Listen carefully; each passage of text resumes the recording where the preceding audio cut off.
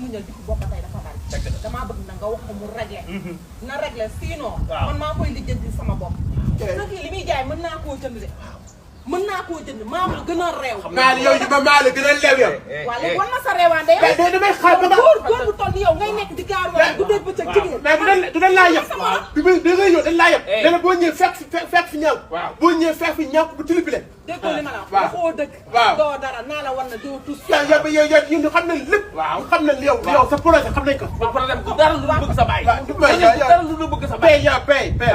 kii nag sama bëgg nga wax ak moom moom que may ma kii waaw may ma loolu loolu laa lay xamal dama bëgg nga réglé parce que boo nekkul maa lay def nit doo dina yow dama mën a def da nga def ba may def nit yow da ngay nit gis nga xamal la benn góor gu mel ni yow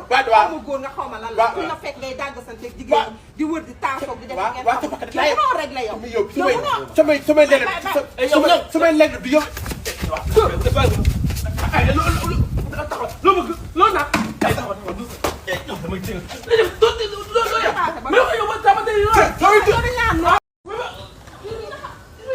maam moo ni woon gaynde du laal alalu gaynde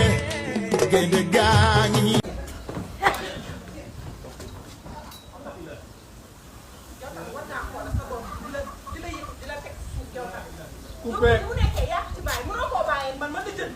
yaa ngi ko def na ñaaw bàyyam la yéen ba ci ko dóor suuf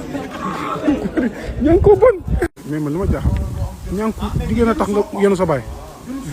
ñaa ngi ko jigéen moo tax nga yenu sa baay wala ñaa ngi ko jigéen a tax mu yenu baayam waaye général jigéen a tax ñaa ngi ko yenu la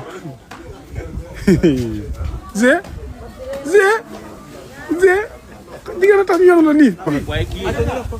kii lu may teg jar na daal jar na ko sa demal ma xool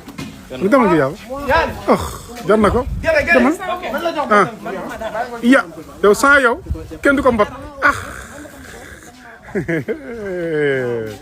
ndigg laa ngi métti